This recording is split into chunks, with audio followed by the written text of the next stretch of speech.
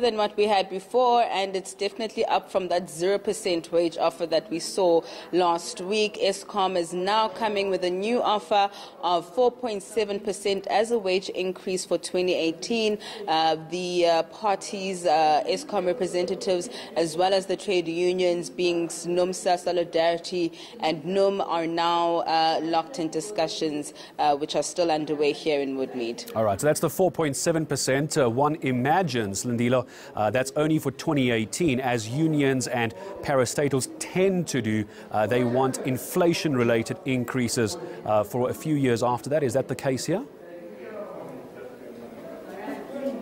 Yes, certainly. So this 4.7% is only guaranteed for this 2018 year. That is Eskom's new offer. And they're also saying that after that, so from 2019 to around 2021, for those 4 years, they are then going to guarantee inflation-related wage increases. So that means that whatever wage increase then comes after that will have some kind of relation to what the inflation rate and what it looks like then.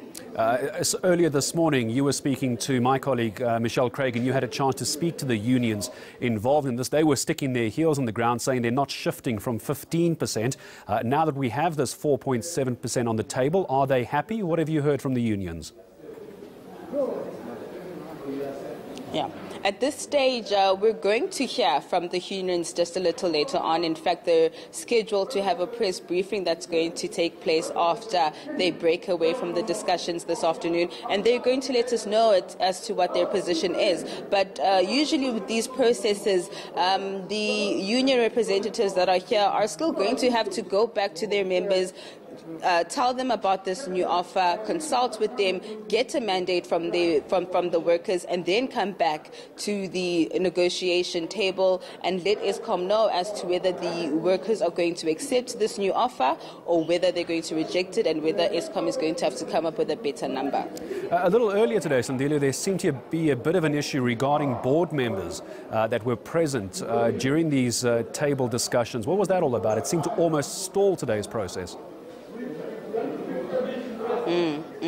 No, it certainly did. I mean, these wage discussions were scheduled to start at around 9 a.m. this morning. There was a delay, people stuck in traffic, so we only did get around to really people sitting around the table at around 11 a.m. this morning. Now then, between 11 a.m. up until around 2 or 3 o'clock, right after lunchtime, there was an issue with regards to the lack of board members here at the negotiations. Now, as you would understand, that Public Enterprises Minister Pravin Gordhan had intervened in this deadlocked wage negotiations between Eskom and the unions last week after that 0% wage increase offer. And Gordhan had then undertaken that there was an agreement, that Eskom would ensure that there are at least 2 board members present for these negotiations, because the mandate to offer any kind of wage increase does come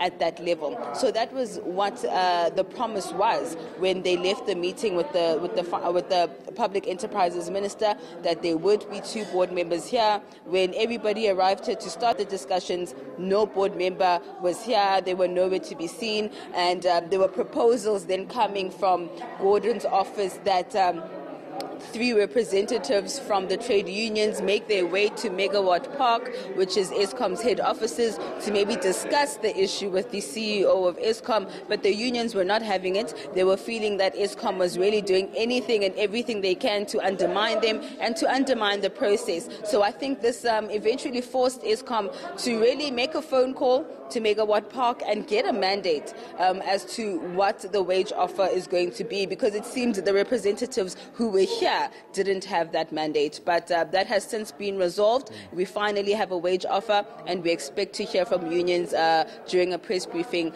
in a couple of minutes from now. And we'll come back to you as soon as that press briefing gets underway. You can find her on Twitter at Silindelo_M.